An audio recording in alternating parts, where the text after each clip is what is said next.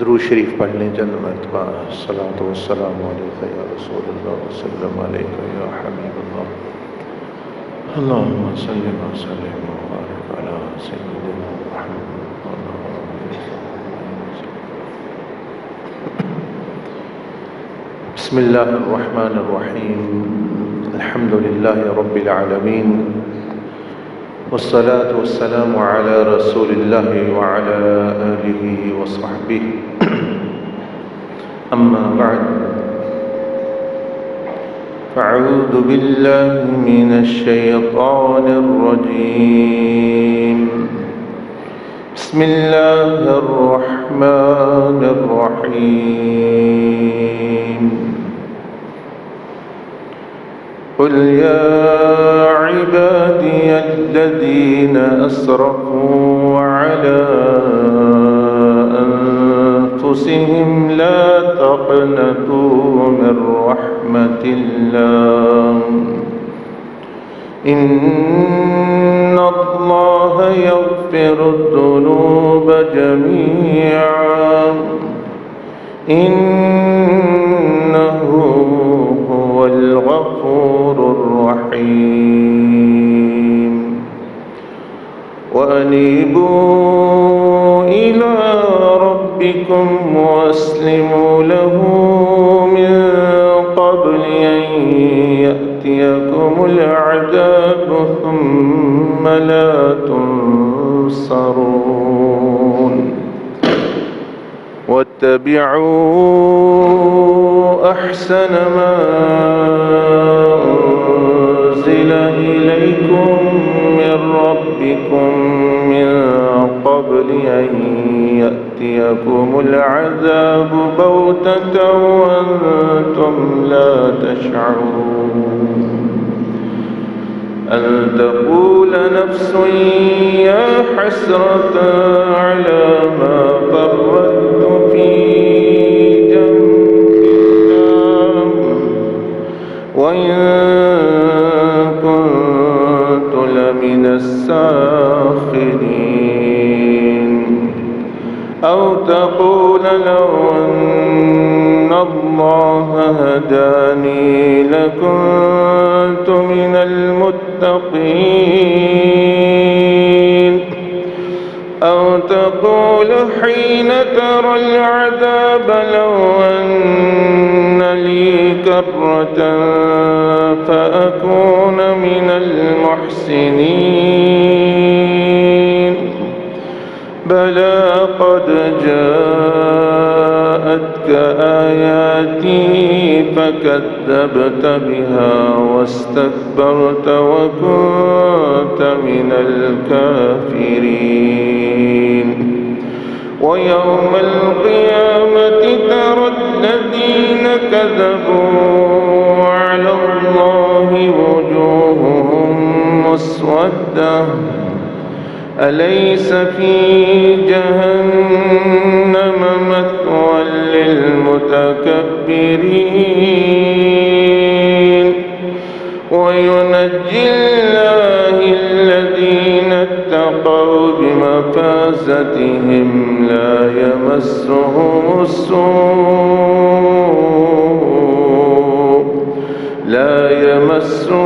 السوء ولا هم يحزنون، الله خالق كل شيء وهو على كل شيء وكيل، آمنت بالله صدق الله العظيم، اللهم صل وسلم وبارك على سيدنا محمد وعلى آله وأصحابه في كل لمحة ونفس عدد ما وسعه علمك۔ السلام علیکم ورحمۃ اللہ وبرکاتہ۔ الحمدللہ، اللہ جل مجدہ کے فضل اور احسان سے ہم ایک علم کے گہوارے میں حاضر ہیں، جہاں رات دن قرآن مجید، حدیث شریف اور دیگر فنون پڑھائے جاتے ہیں، اور آپ پڑھتے بھی ہیں، سیکھتے بھی ہیں، پڑھائے سنتے بھی ہیں۔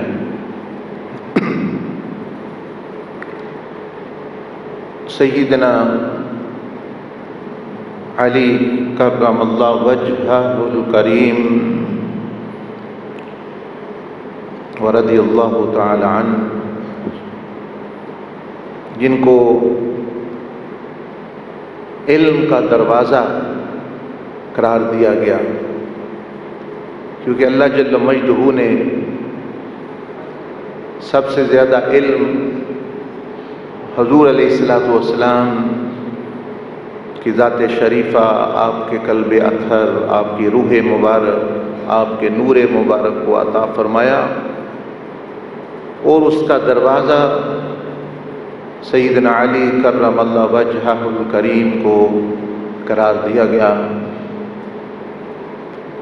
آپ فرماتے ہیں کہ علم وہ نہیں جو تم سیکھتے ہو،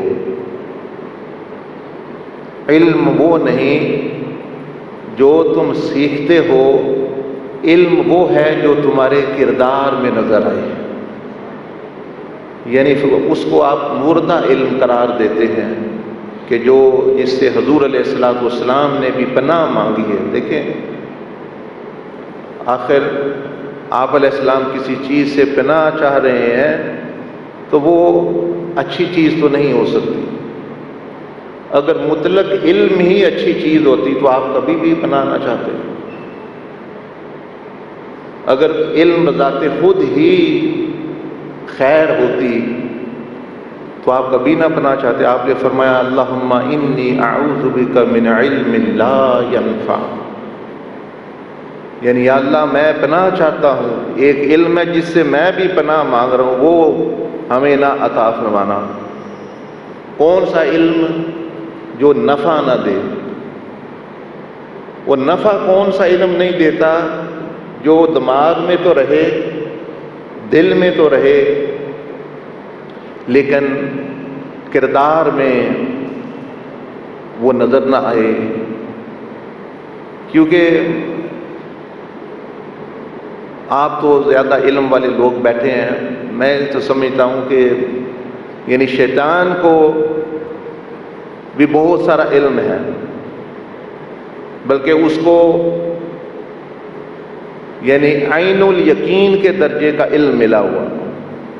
عین الیقین کا مطلب یہ کہ اس نے وہ چیزیں دیکھی ہوئی ہیں جس پر وہ ہم ایمان رکھتے ہیں، مثلا فرشتے ہیں، ملائکہ ہیں سارے، لیکن علم تو اس کو ہے۔ یہ تو نہیں بنتا کہ اس کو علم نہیں، پڑھا ہوا وہ نہیں ہے، سیکھا ہوا وہ نہیں ہے، اس نے تو اللہ جل مجدہ کا خطاب سنا ہے۔ ہم تو اس پہ ہم نے فلاں بزرگ کی بات سن لی، فلاں بزرگوں نے ہمیں یہ فرمایا، اس نے اللہ پاک کا براہ راست خطاب سنا ہوا ہے۔ جب اللہ پاک نے دیکھے نا، فرمایا اسجدوا لآدم، تو وہ خطاب کس کو تھا؟ وہ ملائکہ اور اس کو تھا خطاب۔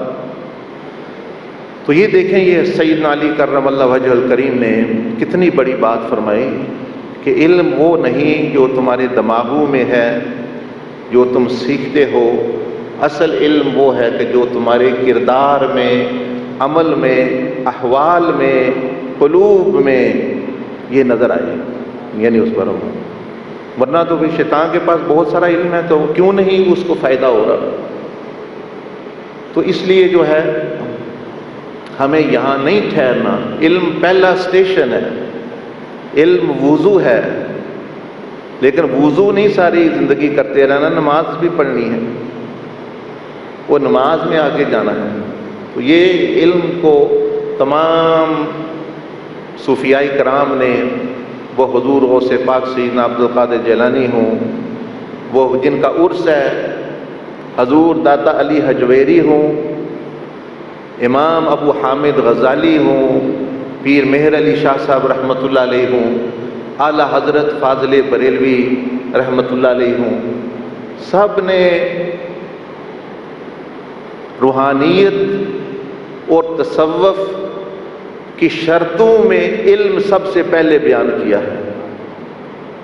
بلکہ اگر آپ دیکھیں کہ انہوں نے جو کتابیں تصنیف کی ہیں، حضور سیدنا عبد القادر جیلانی رحمہ اللہ تعالیٰ کی کتاب ہو یا حضور داتا علی حجویری کی کتاب ہو، آپ دیکھیں گے علم کے باب پہلے آتے ہیں۔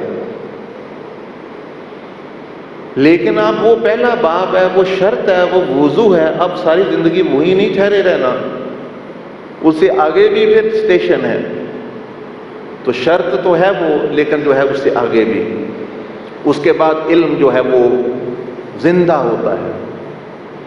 حضور غوث پاک شہنشاہ بغداد سیدنا عبد القادر جیلانی رحمہ اللہ فرماتے ہیں کہ علم میں 3 حروف ہیں۔ کتنے؟ فرمایا کہ علم جو ہے نافع تب بنتا ہے کہ وہ 3 حروف 3 چیزوں کی طرف اشارہ کر رہے ہیں۔ جو عین ہے علم کا وہ عمل کی طرف اشارہ کر رہا ہے کہ وہ بلا رہا ہے علم کہ نافع بننا ہے، نفع لینا ہے، تو اے علم والے اس کو جو ہے کردار میں لیا ہو، جیسے حضرت علی کرم اللہ وجہ کریم فرما رہے ہیں۔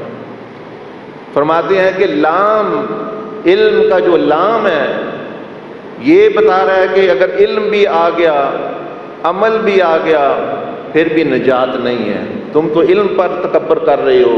فرمایا میں کہتا ہوں عبد القادر، عمل آ گیا پھر بھی تم نجات نہیں پا سکتے۔ کیسے؟ فرمایا جب تک کہ دوسرا لام، تو جو دوسرا حرف ہے وہ پورا نہ ہو۔ کیا ہے لام؟ للہیت، کہ وہ عمل صرف رب کی رضا کے لیے ہو، ورنہ وہ سارا علم اور عمل بھی بیکار ہو جائے گا۔ اور پھر فرمایا کہ اگر کسی چیز کا ثمرہ یعنی نتیجہ پھل نہ ملے تو وہ سارا درخت بیکار ہو جاتا ہے۔ تو علم کا ثمرہ کیا ہے، یا علم کا نتیجہ کیا ہونا چاہیے، کیا نظر آنا چاہیے؟ وہ فرمایا وہ دوسرے جو تیسرا حرف ہے وہ اشارہ کر رہا ہے کہ محبت، کہ علم، عمل، اخلاص مل کے آپ کے اندر جو ہے اللہ اور اس کے رسول صلی اللہ علیہ وسلم کی محبت جھلکنی چاہیے، آپ کے رویے میں محبت آنی چاہیے، آپ کے معاملات میں محبت آنی چاہیے، نرمی آنی چاہیے آپ کے معاملات میں، اور ہر شعبے میں جو ہے یعنی محبت اور نرمی اور رفق ٹپکے۔ تو فرمایا کہ وہ علم نافع ہے۔ اور اگر پہلے رک گئے تو پھر جو ہے بڑا مسئلہ ہے، بڑا یعنی اس کے لیے بندے کو نجات اس کا ملنا جو ہے وہ بہت مشکل ہے۔ تو اس لیے جو ہے اب دوسرے لوگوں کو تو جب ہم باہر بتاتے ہیں ان کو کہتے ہیں علم حاصل کرو، علم حاصل کرو، کیونکہ وہ علم حاصل کرتے کوئی نہیں، وہ اپنے دین لگے ہوئے ہیں، اپنی اپنی چیزیں کرتے۔ لیکن آپ لوگ اس میں تو الحمدللہ رات دن مشغول ہیں، لیکن آپ کو اگلے اسٹیشن کی بھی، اگلے مقام کے بھی بتانا ہے کہ اس سے آگے بھی اور جہاں ہے، جہاں جو ہے علم تو ایک وسیلہ ہے، جو وسیلے میں گم ہو کے رہ گیا وہ حقیقت تک نہ پہنچ سکا۔ امام ابو حامد غزالی رحمۃ اللہ علیہ، دیکھیں ہم بہت زیادہ علم رکھتے تھے، وہ یونیورسٹی جامعہ نظامیہ کے استاد، بڑے چانسلر سمجھ لیں۔ وہ فرماتے ہیں کہ میں پڑھتے پڑھتے میں اس نتیجے پر پہنچا کہ میں قرآن تو پڑھ رہا ہوں لیکن قرآن والے تک نہیں پہنچا، حدیث تو پڑھ رہا ہوں حدیث والے تک نہیں پہنچا۔ میں بڑے پریشان ہو گئے کہ یہ علم تو بتا رہا ہے کہ وہاں علم تو آپ تو جانتے ہیں یہ علم کا مادہ کیا ہے، یہ جو لفظ علم عین لام میم، آپ نے تو لغت میں پڑھا ہوگا اس لیے آپ سے بات کر رہا ہوں کہ یہ اصل میں لفظ آیا کہاں سے ہے۔ یہ لفظ 3 حروف ہیں جیسے آپ جانتے ہیں، عین اور لام اور میم۔ اس کے اصل، اس کے جو معنی اس کے اندر موجود ہیں وہ ہے نشانی کے، نشان منزل کے، جیسے علم جھنڈے کو جو کہتے ہیں نا، جھنڈا کیا ہوتا ہے؟ وہ بھی یہی مادہ اسی سے نکلا ہوا. وہ بھی جھنڈے کو کیوں جھنڈا کہتے ہیں یا علم کہتے ہیں؟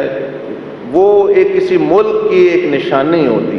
وہ ملک نہیں ہوتا، وہ ملک نہیں ہوتا، وہ ملک کی نشانی ہے. اس سے نہیں چمٹے رہنا، مطلب ملک وہ تو نشانی ہے. یہ جو سائن بورڈ ہوتے ہیں علامتی طور پر، علم ایک علامت کہ بھئی یہ کراچی جا رہا ہے، وہ تو ایک علامت طریقہ بتا رہا ہے کہ کراچی کیسے جانا ہے. یہ بورڈ مثلا لاہور جا رہا ہے. تو مشائخ صوفیاء نے اور علماء لغت اس پر متفق ہے کہ علم جو ہے یہ نشانی ہے، یہ علامت ہے، یہ کسی کی طرف اشارہ کر رہا ہے، یہ خود منزل نہیں ہے. تو جو بندہ جس طرف اس کو علم اشارہ کر ہے اس تک نہ پہنچ سکا، وہ راستے میں رہ گیا.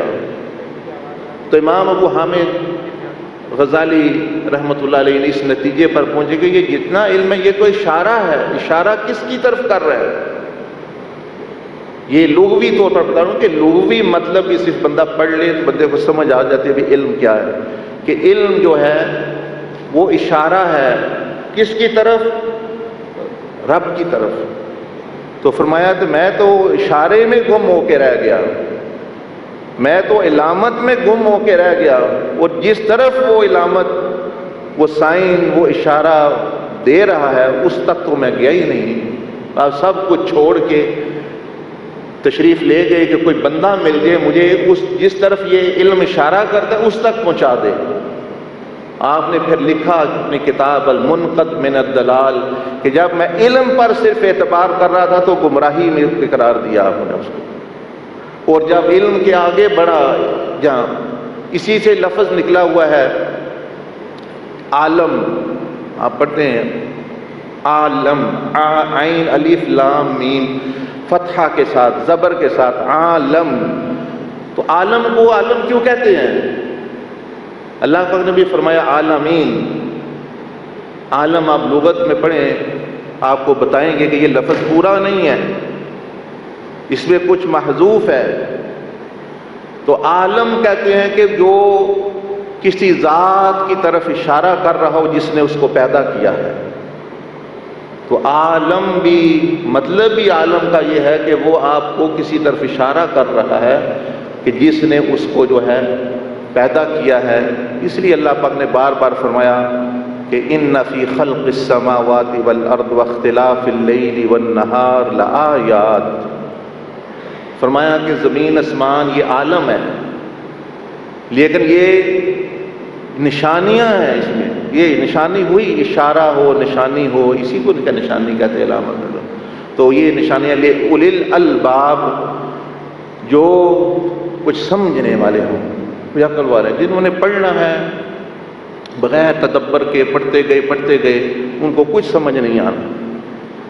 مثلا میں آپ کو مثال دیتا ہوں کیونکہ ہمارا وقت بھی تھوڑا سا مختصر ہے. مثلا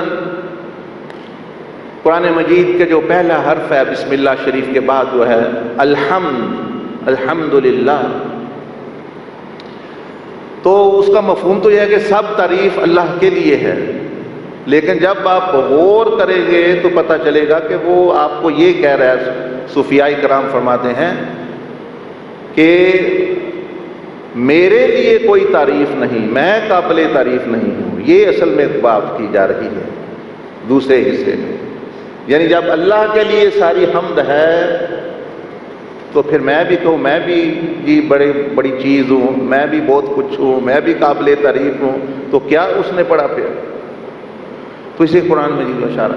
بہرحال بات کرنے کا مقصد یہ ہے، یہ تو تھوڑا سا میں نے آپ طالب علموں کے لیے تھوڑی سی بات کر دی. اب جو ہے وہ تھوڑے سے جس موضوع ہے اس کے متعلق بھی کرتے ہیں. دیکھیں یہ عرسوں کا مجموعہ ہے.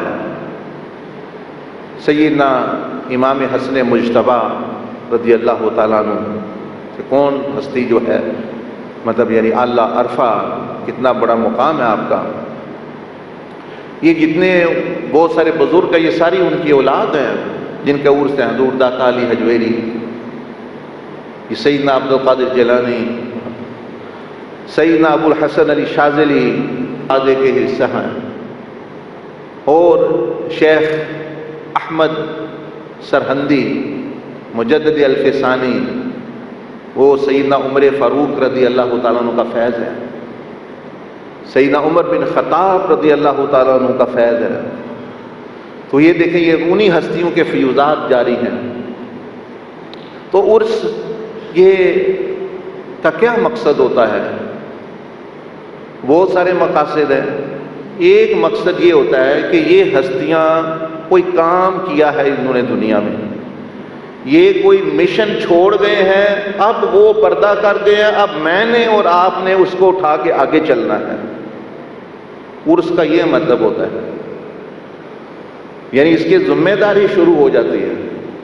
یہ ہے نا عرس، عربی میں شادی کو بھی یعنی یہ تعبیر کرتے ہیں عرس کوئی خوشی کا منظر۔ تو جب شادی ہوتی ہے تو کیا ہوتا ہے؟ ذمہ داری پڑتی ہے کسی پر، بیوی پر حقوق واجب ہو گئے، خامد پر ہو گئے، خوشی کا بات ہے، چلو ٹھیک ہے۔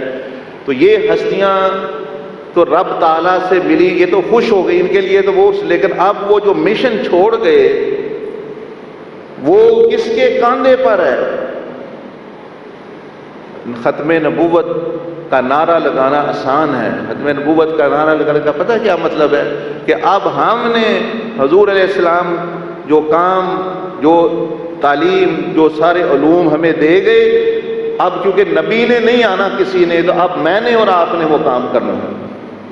یعنی پہنچانے والا جو رب سے لینے والا تھا وہ تو آپ نے کر دیا، وہی بند ہو گئی، نبوت کا دروازہ بند ہو گیا، لیکن امت تک پہنچانے والا کام ابھی جاری ہے۔ وہ میں اکثر لوگوں کو سناتا ہوں، حضور علیہ السلام اسی مہینے میں، یہ کیونکہ آخری سفر ربیع الاول کا واقعہ ہے، حضور علیہ السلام منبر مسجد نبوی پر تشریف فرما ہے اور آپ کے آنکھوں مبارکوں کے سے آنسو جاری ہیں، گریا ہے، لیکن آپ فرما بھی نہیں رہے کچھ، بس آنسو گر رہے ہیں۔ صحابہ کرام میں سے رہا نہ گیا کچھ، انہوں نے عرض کی یا رسول اللہ صلی اللہ علیہ وسلم ہم سے یہ منظر نہیں دیکھا جاتا، ہمیں فرمائیں ہم کیا کر سکتے ہیں؟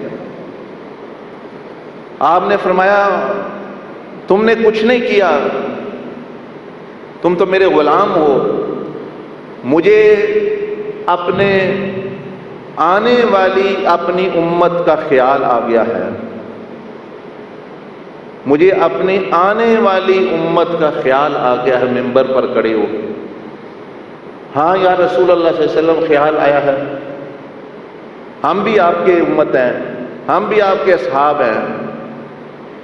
فرمایا نہیں وہ بات نہیں، تم میرے اصحاب ہو، میں یہ سوچ رہا ہوں کہ یہ دین کا پیغام میں نے تمہیں پہنچایا، تمہاری قوم نے ابتدائی طور پر میرا انکار کیا، مجھ پر دروازے بند کیے، میں نے پھر بھی دروازے کھٹکھٹائے، مکہ کی گلیوں میں مجھ پر پتھر برسائے گئے، میں نے پھر بھی ان کو یہ نوید دین کی سنائی، میرے راستوں میں کانٹے بچھائے گئے، میں نے ان کے لیے جنت کے پھول بچھائے کہ ان کو میں جنت میں لے کے جانا چاہتا تھا۔ طائف کے پہاڑوں نے جو دیکھا، پہاڑ لرز اٹھے کہ ہمیں اجازت ملے، اللہ جل مجدہ نے فرشتے بھیج دیے، لیکن میں نے پھر بھی دعائیں کی، میں نے دعائیں کی، پتھر مارے گئے، میں نے دعائیں کی، تیر برسائے گئے، میں نے دعائیں کی، بدر و حنین میں بھی، لیکن میں نے وہ دین پہنچایا۔ اب میں اس لیے رو رہا ہوں، اب میرا دل اس لیے غمگین ہے کہ میں نے تو فیصلہ کر لیا ہے کہ میں نے اپنے رب کے پاس جانا ہے، رب تعالیٰ نے مجھے اختیار دیا، میں نے رب کو اختیار کر لیا ہے، لیکن میں سوچ رہا ہوں، میں دیکھ رہا ہوں میرے بعد کیا ہونے والا ہے۔ یہ جس طرح میں نے دین پہنچایا ہے، بعد والے میری امتیوں کا کون اس اخلاص کے ساتھ اور اس بے لوثی کی حالت میں بے غرض ہو کر وہ دین کا پیغام پہنچائے گا؟ وہ کون ہے؟ کون؟ میں تو دیکھ رہا ہوں کہ آپ علیہ السلام کی نظر کے سامنے دجال تک اور اس کے بعد بھی جو قیامت تک ہونے والا ہے، اور قیامت کے بعد بھی وہ سارے مناظر تھے، تو آپ فرمائیں یہ تو دین لوٹنے والے بھی آئیں گے، میں دیکھ رہا ہوں وہ میری امت کو لوٹیں گے، وہ تو مال لیے بغیر، میں نے تو اے امت محمدیہ تم سے مال نہیں مانگا، لا اسألکم علیہ مالا لا اسألکم علیہ اجرا، میں نے تم سے روٹی نہیں مانگی، مال نہیں مانگا۔ طائف والوں کو یہ نہیں کہا میری میزبانی کریں، مدینہ والوں کو یہ نہیں کہا میری میزبانی کریں، کسی کو میں نے کچھ نہیں، میں نے کچھ بدلے کچھ نہیں مانگا، لیکن میں دیکھ رہا ہوں کہ ایسے لوگ آئیں گے جو دین بھی جو ہے پیسے اور مال لے کر کہیں گے ہم تب آپ کو دین سنائیں گے۔ اور آج آپ دیکھ رہے ہیں، میں بھی اسی انہی میں شامل ہوں، جی مجھے جو اچھا جی تقریر کرنی ہے، 30,000 روپیہ میرے بینک میں جمع کراؤ تو میں آپ کو نبی علیہ السلام کا، امام حسن کا دین سناؤں گا، نہیں تو جاؤ۔ آپ فرمایا میری امت تو، میں تو غریبوں کا آقا ہوں، میں تو یتیموں کا مولا ہوں، میں نے تو بلال حبشی کو وہ درجہ دیا جو بڑے بڑے قریشی خاندانوں کو نہیں دیا۔ یہ بخاری شریف میں آپ نے بھی حدیث پڑھی ہوگی اگر آپ بخاری شریف کا دورہ کرتے ہیں، کہ کچھ تابعین سیدنا ابو ذر غفاری رضی اللہ تعالیٰ عنہ کی زیارت کے لیے گئے، انہوں نے دیکھا ادھر جا کے کہ ان کا جو غلام ہے اس نے اور آپ نے نئی قمیص پہنی ہوئی ہے اور تہبند یا شلوار یا جو دوسرا حصہ ہے وہ پرانا ہے، وہ بڑے کم قیمت کا ہے۔ تو وہ تابعین نے پوچھا حضرت ہم تو آپ کی زیارت کرنے آئے ہیں حضور علیہ السلام کے زمانے کے بعد، تو یہ ایک کپڑا نیا ہے، ایک کپڑا غلام کا نیا ہے، دونوں آپ بنا لیتے، یہ تو کام کاج کرنے والا ملازم ہے، اس کے لیے تو یہی مناسب ہے۔ آپ نے فرمایا اپنی جگہ تم صحیح کہہ رہے ہو، اب میری بات بھی سنو۔ فرمایا جب نئے نئے مہاجرین ہجرت کر کے مکہ مدینہ میں آئے، میں تو چودھریوں میں تھا، میں تو یعنی انصاری صحابہ میں سے تھا، ہمیں تو کسی نے بتایا ہی نہیں غلام کی کوئی عزت ہوتی ہے، تو آئے تو مجھے بھی نہیں پتا تھا کیا غلاموں کا کیا مرتبہ مقام، وہ تو نبی علیہ السلام بھی بعد میں بیان کی کیا۔ تو حضرت بلال حبشی رضی اللہ تعالیٰ سے بات ہوئی، وہ خاندانوں کی بات، ہم تو قریش ہیں، ہم تو انصار ہیں، آپ تو حبشہ کے ہیں، آپ کے تو رنگ کالے ہیں وغیرہ ایسی کہتے باتیں ہو رہی تھی۔ ہم نے سنا چلو بات ہو رہی ہے کوئی بات نہیں۔ اتنی دیر میں فرماتے ہیں کہ بندہ آ گیا میرے پاس کہ تمہیں حضور علیہ السلام بلا رہے ہیں آپ کو۔ کہتے میں تو ڈر گیا، میں کہا پتہ نہیں کیا میں نے کر دیا ہے۔ کہتے میں جب فرماتے ہیں میں جب گیا وہاں سیدنا ابوبکر کھڑے ہیں، سیدنا عمر فاروق کھڑے ہیں، حضرت بلال کھڑے ہیں، اور حضور علیہ السلام کا چہرہ مبارک غصے سے سرخ ہے۔ کہتے میں تو کانپنے لگا، میں تو گھٹنوں کے بل جو ہے زمین پر، میں نے عرض کی یا رسول اللہ صلی اللہ علیہ وسلم میں اللہ کی پناہ چاہتا ہوں، آپ کی پناہ چاہتا ہوں، آپ کی نہ۔ فرمایا اے ابو ذر تم نے بلال کو ایسا کہا کہ اس کی نسل میں جو ہے وہ سیاہ فام ہے، وہ سیاہ فام نسل سے ہے، تم نے بلال کو ایسا کہا؟ کہتے میری تو پاؤں تلے زمین نکل گئی، میں نے کہا میری تو دنیا آخرت تباہ ہو گئی ہے۔ میں زمین پر لیٹ گیا اور اپنا رخسار نیچے رکھ لیا زمین پر، اور حضرت بلال حبشی کو قسم دینے لگے کہ بلال تمہیں قسم ہے رب کی کہ تم اپنا وہ پاؤں میرے منہ پر رکھو جس منہ سے وہ الفاظ نکلے ہیں، تب مجھے جو ہے وہ سکون آئے گا، تب یہ اسی کی سزا ہے اس زبان کی، وہ اس طرح کی۔ حضرت بلال کھڑے ہیں خاموش، ادھر یہ کہے جانے حضور علیہ السلام بھی خاموش کھڑے ہیں۔ اتنی دیر میں حضرت بلال نے فرمایا کہ میں نے، میرا یہ مقصد نہیں تھا آپ کو ذلیل کرنا، میں نے صرف یہ بتانا تھا کہ سارے بنی آدم کی اولاد ہیں، ہم جو مہاجر آئے ہیں ہم بھی اللہ کے بندے ہیں، باقی کچھ نہیں، میں نے آپ کو معاف کیا۔ وہ فرماتے ہیں حضرت ابو ذر غفاری ان جو لوگ آئے تھے ان کے پاس، اس کے بعد حضور علیہ السلام فرمایا ابو ذر غلام رکھنے ہیں، جو خود کھاتے ہو وہی ان کو کھلانا ہے، جو خود پہنتے ہو وہی ان کو پہنانا ہے، کام ان سے زیادہ نہیں لینا۔ وہ کہتے ہیں بعد میں مجھے تو پوری زندگی کے لیے سبق مل گیا، یہ تم جو دیکھ رہے ہو یہ اس لیے کہ اگلے دن ہم دکان پہ گئے ہیں، میرے پاس پیسے اتنے تھے، ایک اچھا سوٹ مل سکتا تھا 10,000 کا، دوسرا تو 3-4 ہزار کا، تو مجھے نبی علیہ السلام کی وہ بات یاد تھی، اس لیے میں نے ایک کپڑا وہ مہنگے والا اپنا لے لیا، ایک اس کو دے دیا، اس وجہ سے۔ تو یہ عرض کر رہا ہوں کہ بھئی یہ حضور علیہ السلام نے جو تلقین کی، جو آپ رو رہے تھے، وہ آپ نے وجہ بیان فرمائی کہ میری امت میں ایسے لوگ آئیں گے جو لوگوں کے ایمان لوٹیں گے، نبوت کے دعوے، کوئی مہدیت کا دعویٰ، کوئی کتب بن گیا، کوئی کچھ بن گیا، کوئی کر رہا ہے مطلب اوٹ پٹام مطلب چیزیں، تو کچھ جو ہے فرمایا مال لوٹیں گے، وہ پیسے اور دولت اور یہ چیزیں اکٹھے کریں گے۔ اب صحابہ کرام نے جب یہ سنا، انہوں نے عرض کی کہ یا رسول اللہ صلی اللہ علیہ وسلم اگر یہ بات ہے تو آپ چپ ہو جائیں، آپ کا آنسو ہم بہنا برداشت نہیں کر سکتے، ہم جتنے بیٹھے ہوئے ہیں آپ کے دین کو پہنچانے کے لیے ہم اس شہر مدینہ کو بھی چھوڑ جائیں گے، ہم اپنے مالوں کو بھی قربان کر دیں گے، اپنی اولادوں کو بھی قربان کر دیں گے، اور جہاں جہاں آپ کی امت آباد ہے، جس زمین کے کنارے، یہاں تک کہ سمندروں میں ہم جو ہے دین کا پیغام دے دیں گے، اگر ہمیں پتہ ہوا کہ آپ کی امت ادھر بھی ہے تو آپ اس لیے پریشان نہ ہوں، ہم تو یہ کر گزریں گے، باقی اس کے بعد پھر جو لوگ آئے وہ ان کا کام ہے۔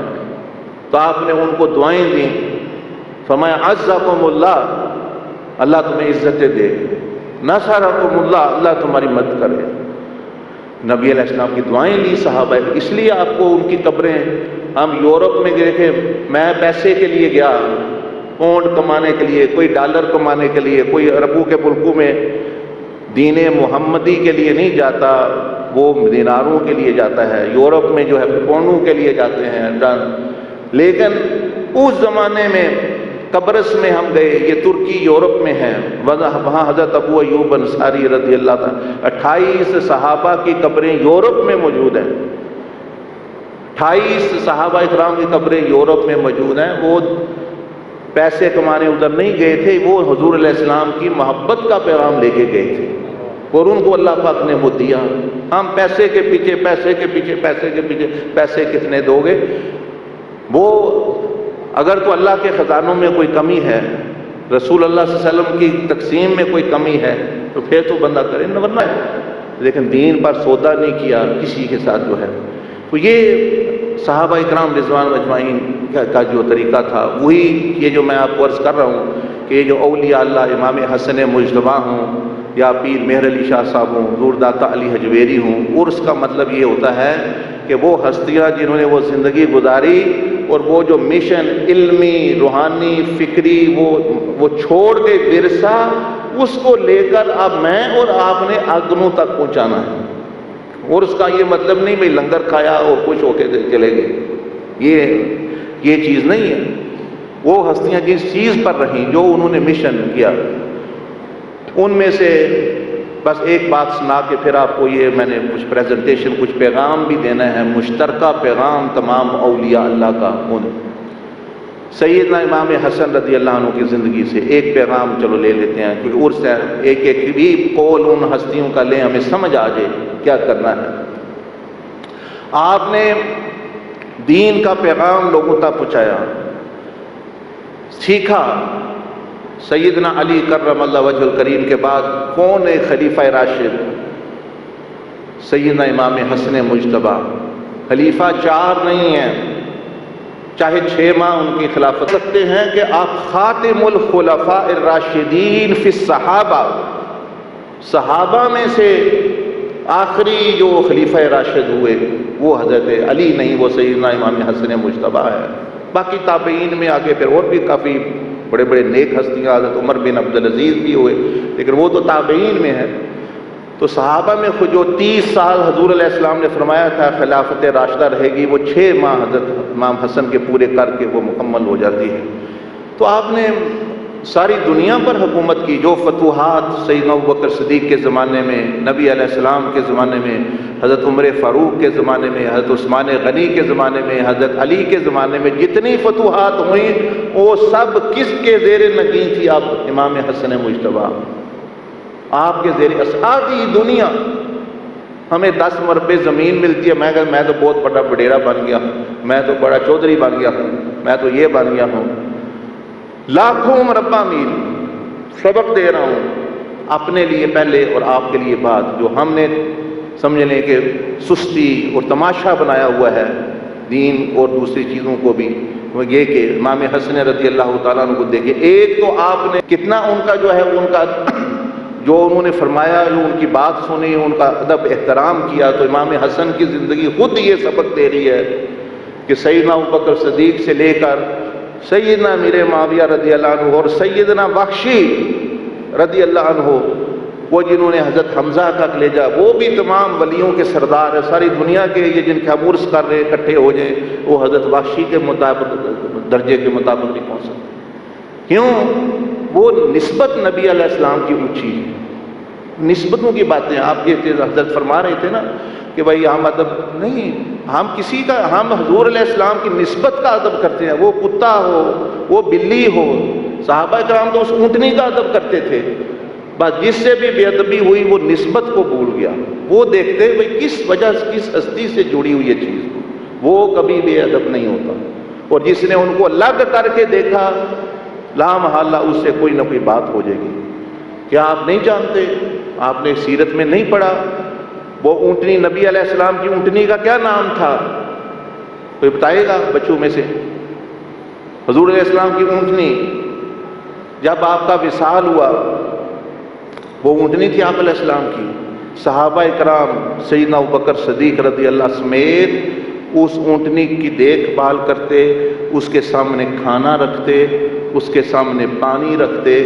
وہ نہ وہ اپنے پاؤں مار کر کھانے کو پھینک دیتی اور پانی کو انڈیل دیتی کہ مجھے وہ ہستی چاہیے جو میں دیکھ رہی تھی، مجھے یہ نہیں چاہیے. صحابہ کرام بنا یہ دو آپ کو نسبتیں بتا رہا ہوں کہ ان لوگوں نے ان جانداروں کا بھی ادب کیا جو جانتے تھے کہ نسبت کس سے ہے. اور ہم آئے یہ فلانے نے یہ کیا، استغفر اللہ العظیم.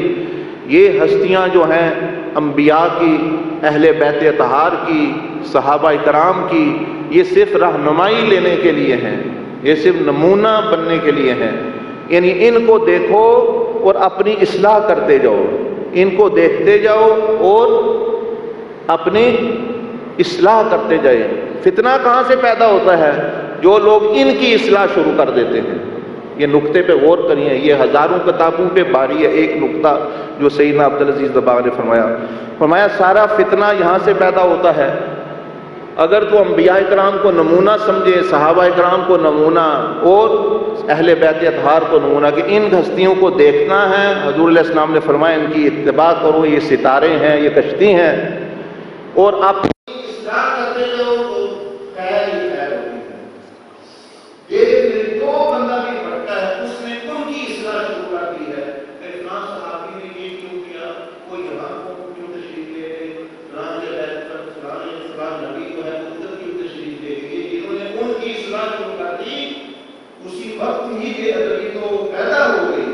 اب اس کا اظہار ہوگا بعد میں جب بھی ہو گئی. اس لیے آپ یہ نقطہ سمجھ جائیں کہ نبی علیہ السلام نے فرما دیا کبھی کئی مقتدی وہ حضرت ابوبکر صدیق ہوں یا سیدنا باقی ہوں یا سیدنا امیر معاویہ ہوں یا کوئی اور صحابی جس کو ہم جانتے نسبت، جب فرما دیا تو ان کو نمونہ بنانا ہے، ان کے پیچھے چلنا ہے، ان کو نہیں اوپر اصلاح کرنی. کیوں؟ وہ بندہ منصب محمدی پر بیٹھا ہوئے حضور علیہ السلام کا منصب تھا کہ وہ صحابہ کی اصلاح کرتے اور آپ کرتے بھی کہ آپ استاد تھے. یہ 1200 سال بعد 600 سال بعد پیدا ہو کے کون ہے ان کی اصلاح کرنے والا. اس لیے اہل سنت نے یہ سبق دیا کہ یہ ہستیاں محبت کے لیے ہیں، ادب کے لیے ہیں، اپنی اصلاح کرنے کے لیے ہیں. ان کی اصلاح نہیں کرنی، ان کی زندگی کو نہیں دیکھنا کہ وہ کیوں ایسا، کیوں وہ ختم. حضور علیہ السلام نے جب ختم کر دیا، جب انہوں نے نبی علیہ السلام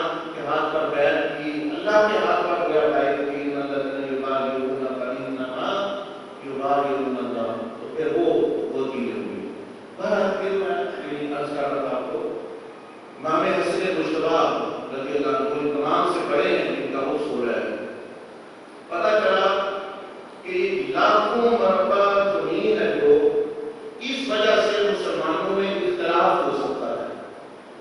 جب آپ کے دل میں یہ بات آئی، آپ نے لاکھوں مربع زمین، کیونکہ دنیا کی قدر اللہ کے نزدیک مچھر کے پر کے برابر نہیں، نبی علیہ السلام نے فرمایا. یہ الگ بات ہے کہ میرے آپ کے نزدیک تو بڑی ہے، لیکن ان ہستیوں اور ہوگی وہ جو جنت کا شہزادہ اور جنت کی شکل ان کے انہوں نے یہ ٹیشو پیپر کی طرح تو دیر نہیں لگائی. انہوں نے فرمایا ٹھیک ہے، آپ قرآن و سنت کے مطابق حکومت کریں تو یہ دے دیں مجھے مسلمانوں نے صلح پسند ہے. میں نے زمین کو کیا کرنا ہے، میں نے اس کو کیا اٹھانا ہے. تو وہ لاکھوں مربع میل دیکھ کر بھی صرف امت محمدیہ میں کہ دو لوگوں کا بھی لڑائی یا خون یا اختلاف نہ بڑھے، یہ سبق ہے. یہ میرے اور آپ کے لیے سبق ہے، علماء کے لیے سبق ہے کہ صلح کے لیے جو قربانی دینی پڑے وہ بندے کو دینی چاہیے. تو دین پر تو کمپرومائز نہیں ہے، عقیدے پر تو کمپرومائز نہیں ہے، اس میں تو سمجھوتا نہیں ہے. لیکن دنیا میں بڑے سیٹ کے ملے، یہ مجھے یہ ملا، یا خاندانی جھگڑے ہیں لوگوں کے میاں بیوی کے، میرے 5 قلعے تھے، اس نے آتا جو ہے مدد تبادلہ میرا پتے کر دیا، فلان کو میرے حصے ہی آیا. تو یہ جن لوگوں نے لڑائیاں خاندانوں نے، برادریوں نے، لوگوں نے آپس میں جو شروع کی ہوئی ہیں، ان سب کے لیے امام حسن رضی اللہ عنہ کا پیغام ہے کہ کیا کتنی کا شور، ہمارے پاس پڑھائی کچھ نہیں ہوگا، ایک مربع 2 مربے یا ایک پراپرٹی 2 پراپرٹی. جن کے پاس آدھی دنیا تھی انہوں نے آدھی دنیا دے کر بھی فرمایا کہ صلح کر لو، مسلمان کی عزت اس سے زیادہ ہے. کیوں کہ وہ انہوں نے اپنے نانا کا قول یہ سنا ہوا تھا کہ حضور علیہ السلام نے کعبہ شریف کی طرف اشارہ کیا، میں کعبہ کو بہت پیارا ہے، تیرا بڑا مرتبہ ہے، تیری خوشبو بڑی اچھی ہے، لیکن میری امت کے مومن مرد اور مومنہ عورت کی حرمت کعبہ تجھ سے زیادہ ہے. اللہ کو جب کعبہ سے زیادہ کا وہ دوسری زمین کی کیا حیثیت ہے جس میں ہم لڑ رہے ہیں، اور زمین کی اگر حیثیت نہیں ہے تو یہ سونا چاندی ہیرے کے واقعات جو وہ زمین سے نکلے، وہ بھی زمین کا حصہ ہے. اسی لیے لوگوں نے فرمایا کہ اللہ نے زمین کو پاؤں کے نیچے رکھا ہے کہ اس کو ادھر ہی رکھنا چاہیے، دل میں نہ آنے دینا، اس کو دل میں نہ آنے دینا. اس کا مرتبہ پایا کہ یہ نیچے رکھنے کے لیے ہے، خدمت مطلب اللہ جو کر رہا ہے وہ کرنے کے لیے ہے. اور آسمان کو اوپر بنایا ہے، جنتوں کو اوپر رکھا ہے، عرش الہی کو بھی یہ چیزیں ہیں جس کی اہمیت دینی چاہیے. یہ چیزیں بندی یہ نیچے رہنی چاہیے.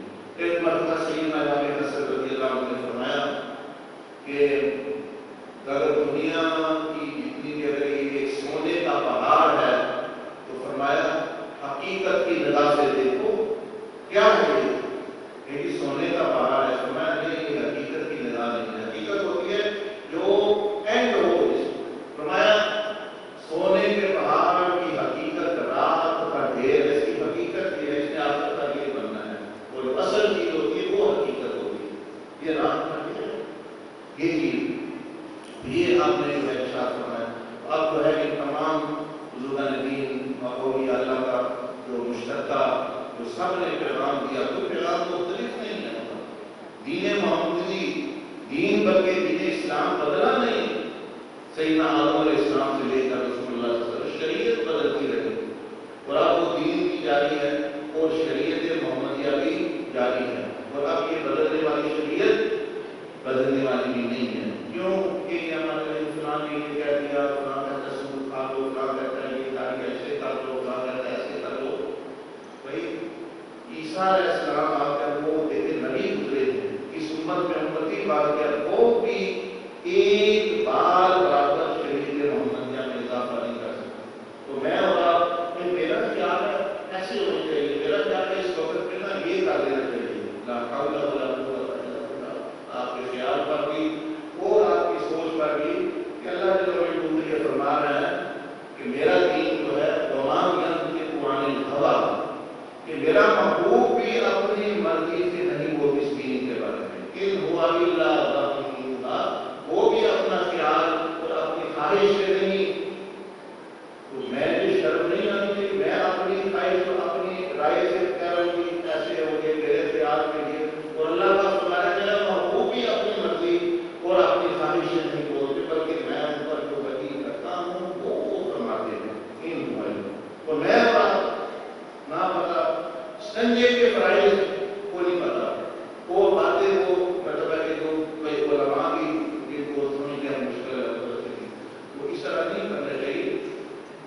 سی بیٹی ابھی پیغام سننے کے بعد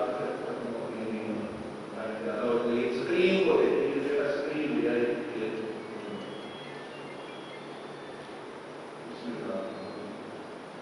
یہ دیکھیے، آپ کو نقشہ نظر آ رہا ہے. یہ تمام اولیاء اللہ کی، تمام صحابہ کی، تمام اہل بیت اطہار کی اور قرآن اور حدیث میں جو زندگی کا تصور ہے اس کا خلاصہ ہے جو امام ابو الحسن الشاذلی اور ان بزرگوں نے بیان کیا. وہ کیا؟ یہ جو دیکھیں، یہ آپ کو ابتدائی طور پر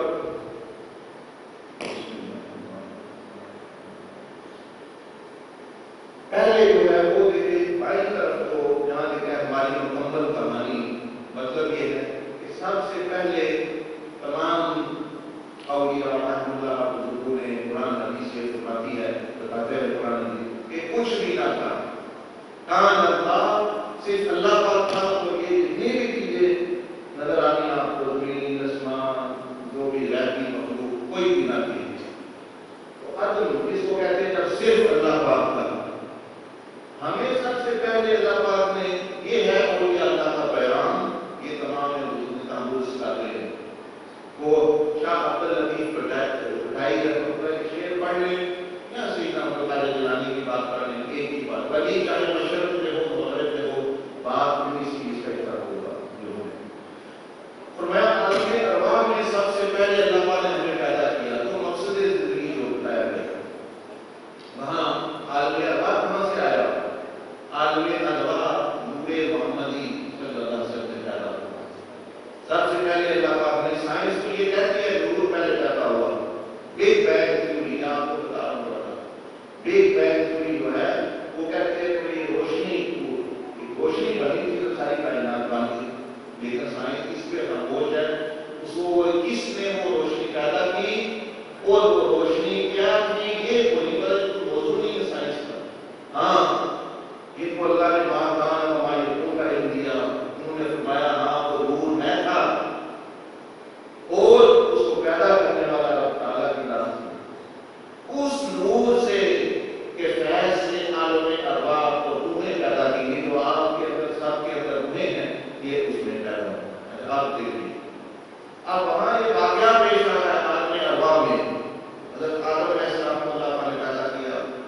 ان کی کچھ سے تمام ارواح کو نکالا. یہ تفسیر آپ نے پڑھی ہوگی. اس تو اللہ جل وعلا نے یہ جو آیت ہے قرآن مجید کی، اِنَّا عَرَضْنَا الْأَمَانَةَ عَلَى السَّمَاوَاتِ وَالْأَرْضِ وَالْجِبَالِ اِلَىٰ آخِرِ الْآیَةِ. اللہ پاک نے ایک امانت زمین، آسمان، پہاڑ، فرشتوں پر پیش کی. وہ امانت کیا ہے؟ تو ہر چیز کی امانت ہے، ہر چیز امانت ہے. لیکن وہاں امانت جس کو کہتے ہیں نکرہ کی بات نہیں ہو رہی. تو وہاں بات ہو رہی ہے الامانہ. ان عرضنا الامانہ، عام امانت کی بات نہیں ہو رہی. ویسے تو ہر چیز ہی امانت ہے جو اللہ کے لیے ہے. وہاں وہ کیا ہوا ہے؟ تھوڑا خاص کسی چیز کی بات ہو رہی ہے. وہ لفظ بتا رہا ہے، اس کی غیبت بتا رہی ہے، وہ سچ بتا رہا ہے، نحو بتا رہا ہے. وہاں ایک چیز ہے، خاص چیز ہے. کیا ہے وہ خود امام حسن بصری کی تفسیر پڑھی. آپ کی ایک تفسیر ہے، تفسیر امام حسن البصری، 2 جلدوں میں. آپ کو بتا دوں اس میں ان کی اقوال جو ہے تفسیر کے، یہ آپ کو تفسیر پڑھتے آئے کیونکہ آپ فضائل مفسرین میں تھے، کبار تابعین میں سے. آپ فرماتے ہیں کہ وہ امانت کیا تھی. کچھ کہہ رہے ہیں قرآن بھی امانت ہے. یہ مطلب نماز بھی امانت ہے. یہ ایسی چیز ہے کہ جو پہاڑوں پر بھی پیش کی گئی. قرآن کو پہاڑوں پر بھی پیش کیا گیا. قرآن کو وہ انسانوں کے لیے آیا. تو فرماتے ہیں کہ جب اللہ پاک نے یہ امانت پیش کی آسمانوں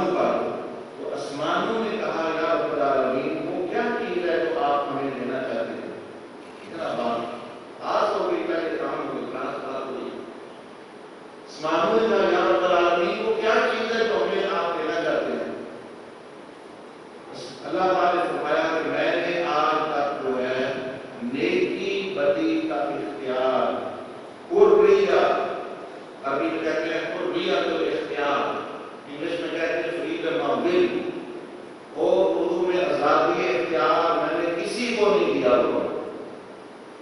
اب میں نے فیصلہ کر لیا میں نے کسی مخلوق کو جس نے لینا ہے وہ لے لے، جس نے لینا لے لے. یا رب العالمین اگر وہ ہم نے لے لیا تو ہمیں کیا ملے گا؟ فرمایا کہ تمہاری آزمائش ہوگی، اگر تم اس آزمائش میں کامیاب ہو گئے تو تمہیں ایسے انعامات جو کسی دوسری مخلوق کو نہیں. یا اللہ اگر اس امانت میں ہم نے خیانت کر دی تو پھر کیا ہوگا؟ وہ اختیار غلط استعمال کر لیا. فرمایا ایسی سزا ملے گی جو کسی کو نیند روئی. انہوں نے فَأَبَيْنَ أَن يَحْمِلْنَهَا، انہوں نے کہا ہم نے یہ نہیں لینے.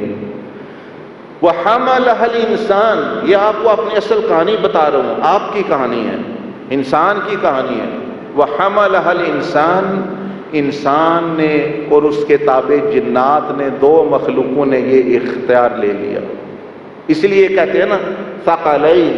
یہ ثقلین کیوں کہتے ہیں؟ پڑھے مولا صلی وسلم دائما ابدا علی حبیبک خیر الخلق کلہم محمد سید الکونین والثقلین. ثقل وزن کو کہتے ہیں. ثقلین وہ دو جن پر وزن پڑا ہوا ہے. وہ کون سا وزن ہے؟ وہ یہی وزن ہے جو اختیار کا وزن اٹھایا ہوا ہے انسان نے، کہ اب یہ اختیار اس کو مل گیا ہے.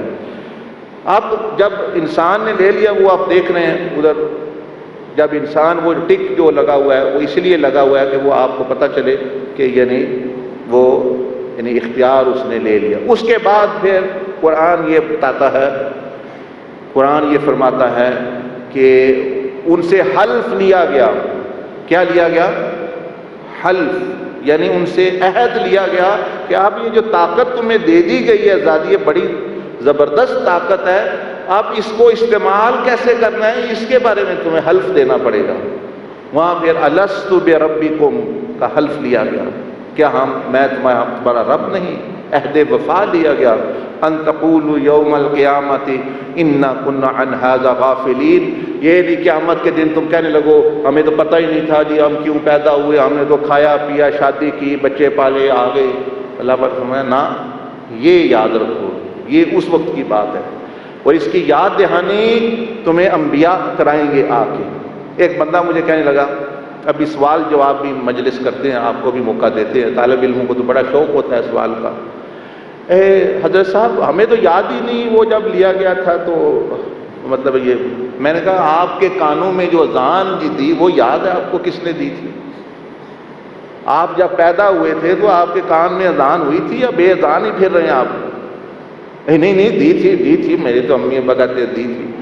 کس نے دی تھی یہ بھی نہیں پتا، وہ لفظ یاد ہے نہیں پتا، کیسے پتا چلا؟ امی ابو نے بتایا. کل کی بات آپ کو یاد نہیں، آپ کہنے کہ اربوں سال پہلے بات ہوئی ہے وہ مجھے یاد نہیں. کوئی ہوش کرو. تو جیسے امی ابو کی بات مان لی ہے تو نبیوں کی بات مان لو. وہ جو کہہ رہے ہیں وہی اس وقت آپ نے عہد لیا، اور قرآن اللہ جو کہہ رہا ہے ہاں یہ بات تو ہے. مطلب یہ ہے، تو یہ جو عہد ربوبیت لیا گیا کہ اس کے بعد پھر اللہ پاک نے تیسرا عہد بھی لیا کہ اس کو استعمال کیسے کرنا ہے، اس طاقت کو، اختیار کو، نیکی بدی کو. وہ دیکھیں یہ والا عہد محمدیہ. وَإِذَا أَخَذَ اللَّهُ مِيثَاقَ النَّبِيِّينَ لَمَا آتَيْتُم مِّن كِتَابٍ وَحِكْمَةٍ. اللہ پاک نے انبیاء سے عہد لیا نصرت محمدی اور نبی علیہ السلام کے بارے میں. یہ کیوں بتا رہے؟ سب سے کیوں نہیں لیا اس طرح؟ یہ سب کے لیے لیا ہے. کیوں؟